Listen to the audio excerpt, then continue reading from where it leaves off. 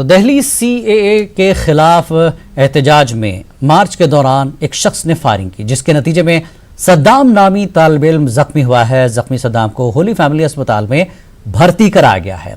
मुल्क में गरीबी, महंगाई और नाइंसाफी के खिलाफ आज़ादी के नारे लगाने वाली भीड़ पर गोली चलाने वाले शख्स ने यह कहते हुए फायरिंग की कि ये लो आज़ादी। तो खबर के मुताबिक फायरिंग करने वाले शख्स को हिरासत में लिया गया है। दिल्ली पुलिस ने जांच की बात कही है।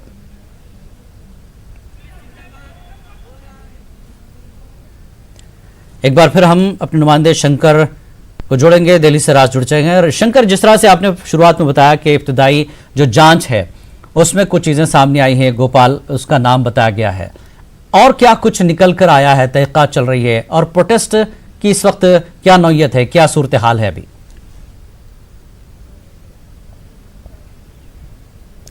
देखिए, अगर सबसे पहले मैं ये बताना चाहूँगा कि जिस शख्स ने गोली चलाई है, जो फायरिंग किया है, उसका नाम गोपाल बताया जा रहा है। और गोपाल जिस पिस्टल से गोली चलाया है वो एक देसी कट्टा है। देसी कट्टा यानी कि वो लाइसेंसी पिस्टल नहीं है, यानी कि वो गलत तरीके से कहीं से वो पिस्टल लाया गया और उसके बाद उससे फायरिंग की गई है। तो इतना स्पष्ट है कि किसी पे हमला करने का मामला जो अवश्य बनेगा। इसके साथ ही देसी कट्टा यानी कि अवैध हथियार का प्रयोग करना, ये भी यहाँ पर कानून के दायरे में आएगा।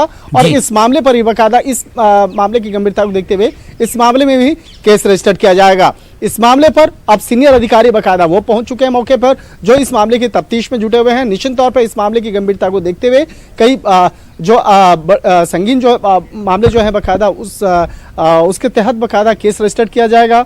और इस मामले पर जो वरिष्ठ अधिकारी हैं, पुलिस अधिकारी है, वो मौके पे पहुंच चुके हैं, जो इस मामले की विस्तार से तफ्तीश कर रहे हैं। तो एक तरह से कहा जा सकता है गोपाल के खिलाफ बेकायदा पुलिस अधिकारी ये जानने के प्रयास कर रहे हैं कि हालांकि इसके बारे में अभी तक जो जानकारी मिली है, ये राजस्थान के माफ कीजिएगा, ये उत्तर प्रदेश के जेवर का रहने वाला है और जेवर से ही आया था। जेवर एक इलाका है जो नोएडा से, ग्रेटर नोएडा के पास में है और वहां का रहने वाला है। तो इतना स्पष्ट है कि ये ग्रेटर नोएडा से आया था और वो आकर यहाँ पर भीड़ पर बकायदा फायरिंग करता है। वहां पर जिस तरह से एक छात्र को भी गोली लगी और वो उससे पास अस्पताल में भर्ती कराया गया। तो अब गोली चलाने वाले शख्स की पहचान कर ली गई है, उसका नाम गोपाल है और गोपाल जेवर का रहने वाला है, यानी कि ग्रेटर नोएडा जो उत्तर प्रदेश है बकायदा वहां का रहने वाला है, उसकी पहचान हो गई है। लेकिन वो उसने क्यों फायरिंग किया, उसका मकसद क्या था, और यहां पर आकर, क्योंकि अगर देखा जाए तो तकरीबन 30 से 35 किलोमीटर का फासला पड़ता है जेवर और जामिया इलाके का, तो यहां पर आकर फायरिंग क्यों किया, इन तमाम मामलों पर विस्तार से उससे पूछताछ किया जा रहा है। और बकायदा जो दिल्ली पुलिस के जो वरिष्ठ अधिकारी हैं बकायदा वो इस मामले के तफ्तीश में जुटे हुए हैं, जो विस्तार से जांच पड़ताल कर रहे हैं। जी शंकर, प्रोटेस्ट जो राजघाट तक जाने की कोशिश कर रहा था, पुलिस ने रोका और इस दौरान ये फायरिंग हो गई है। तो अब प्रोटेस्टर्स क्या कह रहे हैं? क्या प्रोटेस्ट वहीं थम गया है? आगे तो बढ़ेगा नहीं, पुलिस ने इजाजत नहीं दी, लेकिन अब इसको लेकर अब गुस्सा भी देखा जा रहा है जामिया के स्टूडेंट्स में, प्रोटेस्टर्स में। किस तरह की सिक्योरिटी अब पुलिस के लिए चैलेंज बन जाएगी? क्योंकि अचानक इस तरह के वाकयात अब होते हैं तो पुलिस के लिए भी बड़ा चैलेंज होगा। प्रोटेस्टर्स को भी प्रोटेक्ट करना है और इस तरह के वाकयात को भी रोकना है। देखिए, एक और इसी से जुड़ा हुआ एक आपको ब्रेकिंग खबर मैं देना चाहूंगा, जामिया इलाके से संबंधित खबर है। जिस तरह से जामिया इलाके में वहां पर कई मामले दर्ज हुए थे, जो जामिया इलाके में जो हिंसा हुई थी उस मामले पर कई एफआईआर रजिस्टर्ड हुए थे। वहां उसी मामले में जो पूर्व विधायक हैं आसिम मोहम्मद खान, जो वो बकायदा क्राइम ब्रांच के दफ्तर में पहुंच चुके हैं। आसिम मोहम्मद खान से पुलिस अब जो है बकायदा पूछताछ करेगी। इसके साथ ही एक जो आम आदमी पार्टी से जुड़े हुए एक जो स्थानीय नेता है आसू खान, वो भी अब दिल्ली पुलिस की में क्राइम ब्रांच के दफ्तर में पहुंचने वाले हैं। थोड़ी देर के बाद बकायदा वो भी यहाँ पे पहुंचेंगे। ये भी मामला जामिया इलाके से जुड़ा हुआ है। जामिया इलाके से जिस वक्त में ये हादसा हुआ था, जिस वक्त में वहां पर हिंसा हुई थी, उस मामले पर बकायदा 2 लोगों को आज जो है तकरीबन 7 लोगों को पूछताछ के लिए बुलाया गया है। मैं अपने वीडियो जर्नलिस्ट से बकायदा रिक्वेस्ट करूंगा वो दिखाएं, बकायदा वो यहाँ पे दिखाएंगे कि बकायदा यहाँ पर जो एक और जो स्थानीय नेता है बकायदा आसू खान, वो यहाँ पे आ रहे हैं और यहाँ पर जाकर जो तफ्तीश है बकायदा वो उसमें हिस्सा लेंगे। तो यहाँ पर देखा जा सकता है कि अभी थोड़ी देर में बकायदा यहाँ पर एक आसू खान जो स्थानीय नेता हैं वो यहाँ पर पहुँचने वाले हैं। और इसके साथ ही मैं आपको दिखाना चाहूँगा कि यहाँ पर 7 लोगों को बुलाया गया है। 7 लोगों से इस मामले पर पूछताछ होगी। तो एक तरह से कहा जा सकता है कि इस मामले पर जिस तरह से जामिया मामला जो है पिछले कुछ दिनों से लगातार सुर्खियों में है, सुर्खियों में इसी वजह से कि जिस तरह से बाकायदा जामिया इलाके में हिंसा हुई, उसके बाद धीरे धीरे वहाँ पर शाहीन बाग में प्रोटेस्ट हुआ। प्रोटेस्ट करने के दौरान पे वहाँ पर पिछले एक महीना से इस मामला ये चर्चा में बना रहा। उसके बाद अब इस मामले पर अब दिल्ली पुलिस की क्राइम ब्रांच जिस तरह से बाकायदा तफ्तीश कर रही है, इस मामले पर कई लोगों से पूछताछ कर रही है और पूछताछ जो है बाकायदा कई अलग अलग एंगल से चल रहा है। अब छात्रों के साथ भी, स्थानीय लोगों के साथ में भी और खासकर जो स्थानीय नेता हैं बाकायदा उनसे भी। तो आपको मैं दिखाना चाहूंगा आंसू खान यहाँ पे पहुंच चुके हैं। बाकायदा आंसू खान से भी हमारे इस वक्त में बातचीत की जाएगी जो यहाँ पर पहुंच रहे हैं क्राइम ब्रांच के दफ्तर में। आज जो है बाकायदा आज भी आपको दूसरी बार आज पूछताछ के लिए बुलाया गया है। जी, जब ये बुलाएंगे हमें आना है, जो हम सही हैं गलत नहीं है, जो ये क्वेश्चन पुटअप करेंगे उसका ईमानदारी से जवाब देंगे।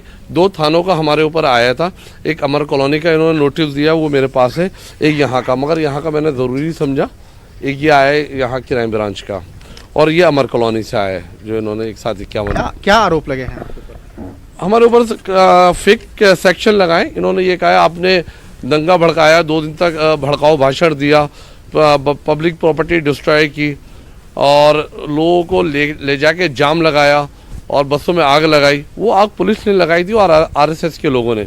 वो इनको वेरीफाई करना है, वो हमसे वेरीफाई कर रहे हैं ये लोग।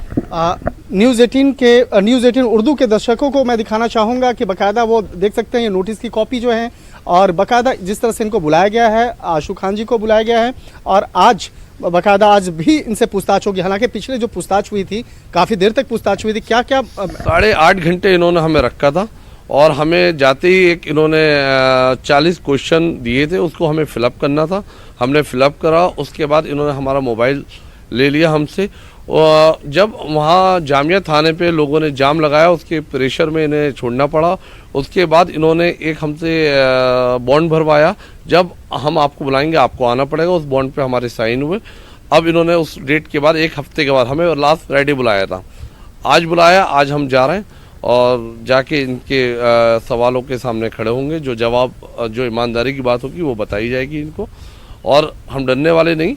और अब ये इन्होंने कुछ क्वेश्चन हमसे पुटअप करे थे। ये हमारी जो एफआईआर है एनएफसी और जामिया थाने की है। ये क्वेश्चन पुटअप हमसे करते हैं शाहीन बाग का मामला।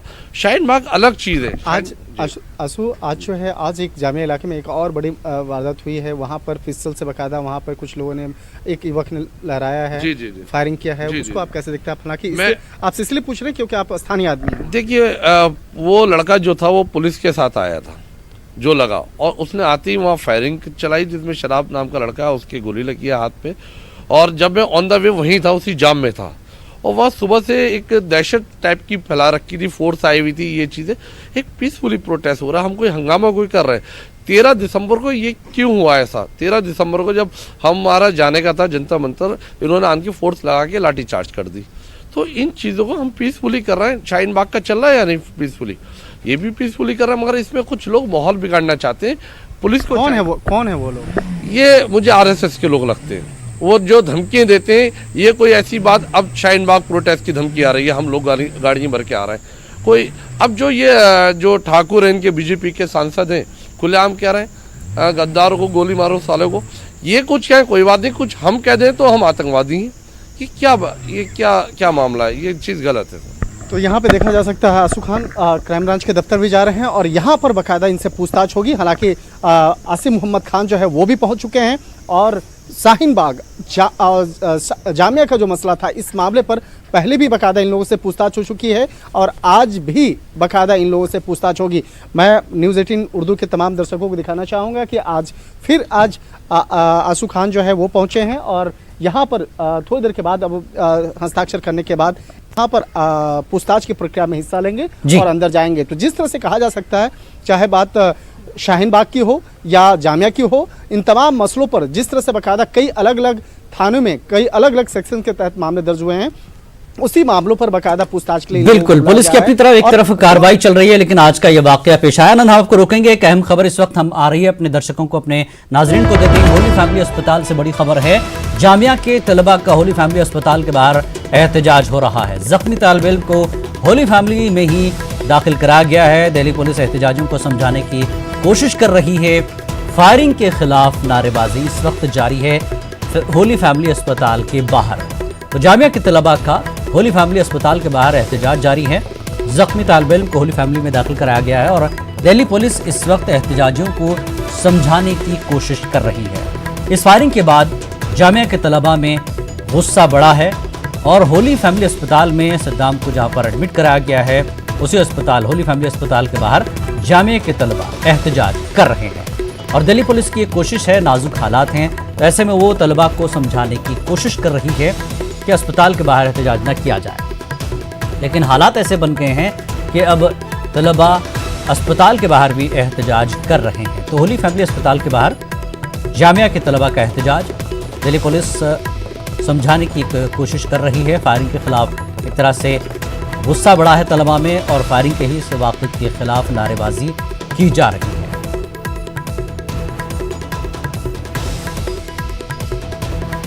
तो होली फैमिली अस्पताल से बड़ी खबर है। होली फैमिली अस्पताल के बाहर भी जामिया के तलबा आज की इस फायरिंग के वाक़े के खिलाफ नारेबाजी करते हुए एहतजाज कर रहे हैं और पुलिस भी वहां पर मौजूद है। पुलिस तलबा को समझाने की कोशिश कर रही है। जामिया के बाहर राजघाट तक जाने की एक कोशिश, लेकिन एहतजाज को रोका गया। इस एहतजाज के दौरान एक शख्स एहतजाजियों पर फायरिंग करता है। हालांकि इस फायरिंग करने वाले शख्स को दिल्ली पुलिस ने गिरफ्तार कर लिया है, पूछताछ चल रही है। और शंकर आनंद ने जिस तरह से हमें तफसीलात दी, उस शख्स का नाम पहले इब्तिदाई जांच में सामने आया है। शख्स फायरिंग करने वाले शख्स का नाम गोपाल है और वो जीवर यूपी के जो ग्रेटर नोएडा है वहाँ से आया है और जिस पिस्तौल से यानी फायरिंग की गई वो उसको देसी कट्टा वो बताया जा रहा है, यानी गैर कानूनी तौर पर एक तरह से वो जो है देसी कट्टा है, उसका भी मामला बनेगा और फायरिंग का भी एक मामला बनेगा। तो सोची समझी साजिश के तहत जीवर यूपी के जो ग्रेटर नोएडा के करीब है वहाँ से ये शख्स आता है और कट्टे से फायरिंग करता है। और साथ सलमान निज़ामी भी है, कांग्रेस लीडर इस वक्त जुड़ चुके हैं। सलमान निज़ामी, इस वाक़े पर मैं आपकी पहली जो प्रक्रिया लेना चाहूँगा कि कैसे देखते हैं इस पूरे वाक़े को आप, आज के इस एहतजाज और फायरिंग को? देखिए, जब यूनियन मिनिस्टर हिंदुस्तान का एक बहुत एक सीनियर लीडर हैं, वो जब स्टेटमेंट देते हैं कि देश के गद्दारों को गोली मारो सालों को, और नाम बाज़ाब्ता लेते हैं एक अपोजिशन लीडर्स का, और फिर आपने देखा पहला हादसा जो है शाहीन बाग में हुआ और आज दूसरा हादसा जो है जामिया में हुआ। और उस वक्त जिस तरीके से आप देख सकते हैं तस्वीरों में, पुलिस बिल्कुल हाथ बांधे हुए खड़ी है और लड़का जो है बाहर जाके गोली चला रहा है। तो ये सरकार के मंत्री पहले बयान देते हैं और पुलिस बिल्कुल चुप्पी, एक म्यूट स्पेक्टेटर की तरह वहां खड़ी है, तमाशा देख रही है। ये सीधा लगता है कि सरकार ही चाहती है कि वहां लोगों किस तरीके से वहां वायलेंस हो और इसका जो शेप है। लेकिन सलमान साहब, अभी कोई जानकारी पूरी तरह से सामने नहीं आई। ये सिर्फ आपका शक हो सकता है। जो हमारे नुमाइंदे ने हमें खबर दी है कि जीवर यूपी का रहने वाला है गोपाल और कट्टा लेकर आता है, ठीक है, अभी तहकीकात चल रही है। अब बयानबाजी तो हो रही है, इसमें कोई शक नहीं, बयानबाजी हो रही है और बयानबाजी का असर इलेक्शन कमीशन के पास पहुंचा है। इलेक्शन कमीशन ने उसकी सजा भी दे दी है दोनों को। एक स्टूडेंट जो है, देखिए, जब मोजेज एक यूनियन मिनिस्टर, ऐसी आप मॉब को कैसे कंट्रोल कर सकते हैं? अब आपने शाहीन बाग में देखा किस तरीके से गोली वहां चली तो नहीं, और लेकिन वो बंदूक लेके वहां खड़ा था शख्स, और खुदा ना खास्ता गोली चलती वहां, और आज जो है गोली चली और आज जख्मी भी हुआ एक बच्चा वहां जामिया में, और खुदा ना खास्ता कोई ऐसा हादसा होता तो कौन उसकी जिम्मेदारी देता? वहां पुलिस देखिए बिल्कुल खामोशी से खड़ी है। और ऐसा आपका लॉ एंड ऑर्डर जो है, ये तो फेलियर है ना, कि आप दिल्ली जो कैपिटल है वहां आप किसी एक कोई बंदूक लेके सामने जा रहा है और अब पुलिस खामोश बैठी है। नहीं, लेकिन सलमान निज़ामी, हमारे नुमाइंदे ने यह बताया कि ये अपनी कमर में कट्टा छुपा कर लाया था और अचानक उसने निकालकर फायरिंग कर दिया। पुलिस को ये तो कहीं पता नहीं चलेगा कि हो सकता आम रास्ता चलने वाला है और निकालकर फायरिंग कर देगा। ठीक है, वाकया हुआ, बदबख्ताना वाकया हुआ है, गलत हुआ है। तस्वीर दिखा सकता हूँ, आप तस्वीर देखिए, उसमें पुलिस जो है वो वापस आ रहा है गोली चला के, और फिर भी पुलिस जो है वहां सामने नहीं जा रही है। वो तस्वीरें आपके नुमाइंदे को मैं बताऊं, वो भेज सकता हूँ मैं, और देख सकते स्क्रीन पर चल रही है, स्क्रीन पर चल रही है, किस तरीके से हाथ बांधे हुए खड़ी है वहां। नहीं, लेकिन वो भी तो फायर कर सकता है ना, सवाल यही है। वो भी क्योंकि वो तो आया ही है फायर करने के लिए, वो तो कुछ भी कर सकता है। अब पुलिस को उसको तो अरेस्ट करना है, सीधा अरेस्ट तो कर लिया पुलिस ने। की जिम्मेदारी बनती है कि किस तरीके से आप देखिए, सबसे बड़ी बात है मुझे लगता है कि यूनियन मिनिस्टर को अरेस्ट करना चाहिए इस पे। यूनियन मिनिस्टर पे ये जो सजा इलेक्शन कमीशन ने दी है वो तो एक्सक्यूज है कि स्टार कैंपेनर को हटा दिया। यूनियन मिनिस्टर पे एक केस दर्ज होना चाहिए। उसने एक बहुत वायलेंस वाली बात की है, वो सरेआम पब्लिक तो आपको क्या लगता है उनके बयान से मुतासिर होकर इस शख्स ने ये काम किया हो? बिल्कुल बिल्कुल, जब यूनियन मिनिस्टर एक सरकार का मोअज़्ज़िज़ लीडर ये बयान इलेक्शन कैंपेन में दे रहा है और अपने समर्थकों को बोल रहा है कि तुम नारे दो, मैं तुम्हें बोलता हूं तुम ये नारे दो, तो वो क्या है, वो उनको प्रवोक कर रहा है, वो इंसिट कर रहा है, वो क्या बोल रहा है उनको, उस पर कार्रवाई होनी चाहिए, उस पर एफआईआर लॉन्च होनी चाहिए, उसको सजा मिलनी चाहिए। वो कैसे हिंदुस्तान एक जमहूरी मुल्क में ऐसा एक यूनियन मिनिस्टर ऐसा बयान देता है, ये तो वायलेंस है। और उस दिन जब गांधी जी की हलाकत हुई, आज वही दिन एक शर्मनाक दिन है, एक ब्लैक डे है हिंदुस्तान के लिए कि गांधी के कातिल अभी भी जिंदा हैं क्या? जी सलमान निजामी साहब, अब कहीं ना कहीं एहतजाज करने वालों के लिए भी एक तरह से ये खतरे की घंटी है कि कभी भी कुछ भी हो सकता है। वाले जो हैं बिल्कुल पुरअमन तरीके से एहतजाज करना, इस मुल्क के कानून, इस मुल्क के कॉन्स्टिट्यूशन ने हमें इख्तियार दिया कि एहतजाज करिए।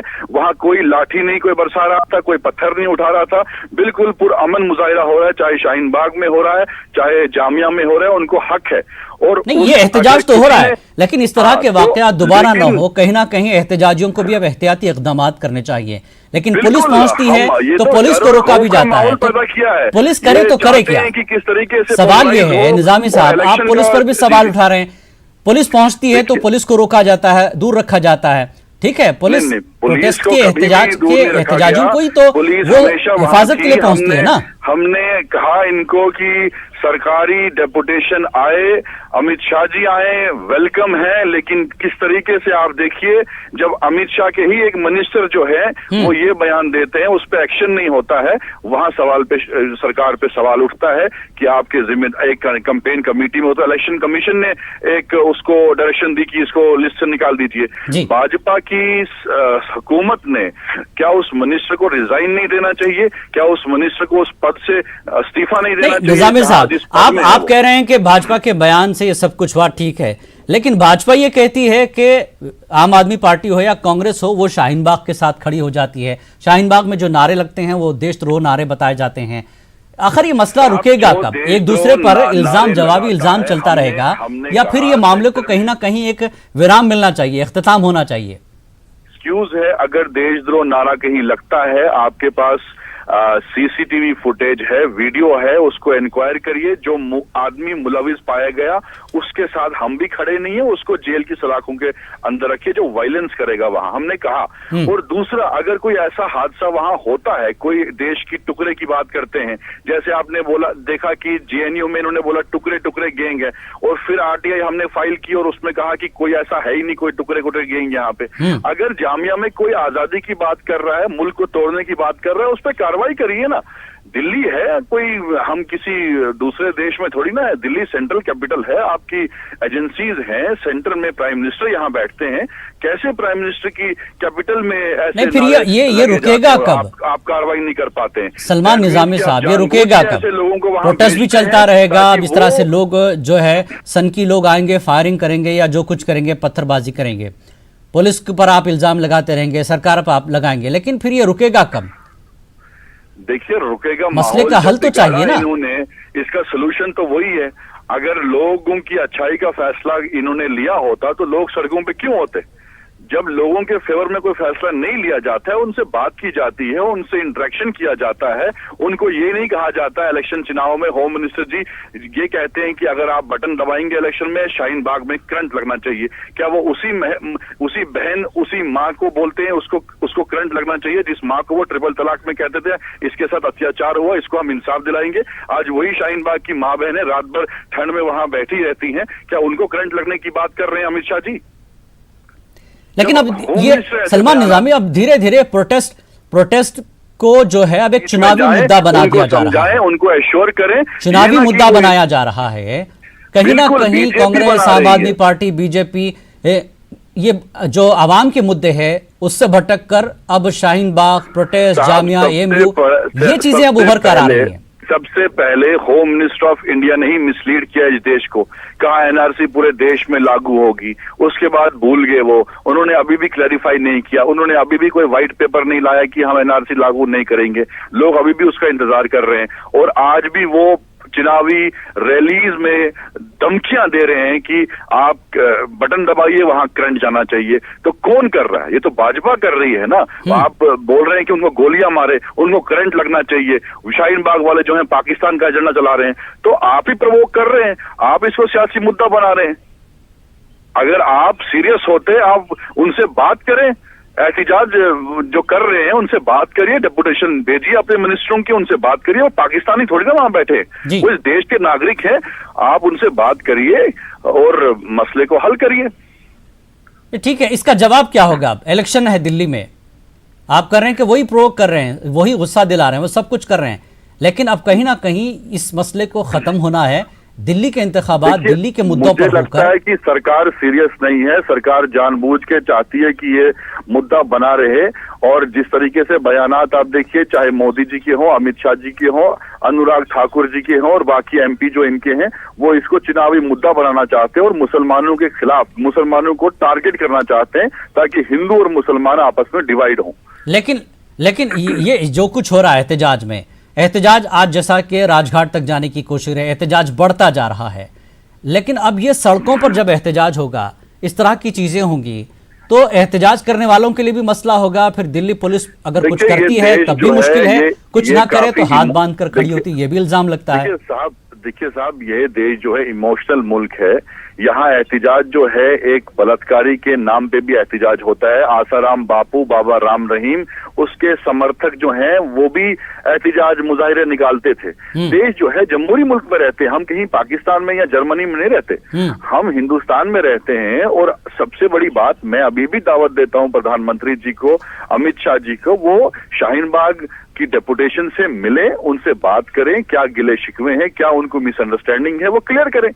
जैसे वाजपेयी सरकार में होता था, विपक्ष को कॉन्फ्रेंस में लिया जाता था, उनसे बात की जाती थी। ये तो ऐसा बोलते हैं कि भाई वो जो लोग प्रोटेस्ट में हैं वो पाकिस्तानी हैं, उनको करंट लगना चाहिए, उनको गोली मार दो। ये कौन करता है? ये तो कभी नहीं हुआ इस देश की हिस्ट्री में।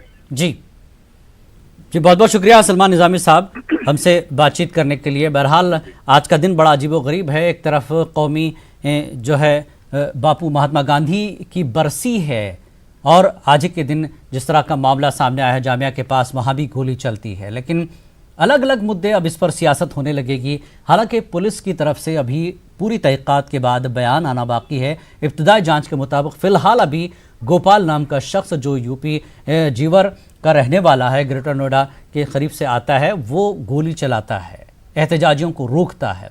बहरहाल एहतजाज पर सियासत और आज के इस वाक़े पर भी आगे जाकर सियासत होगी।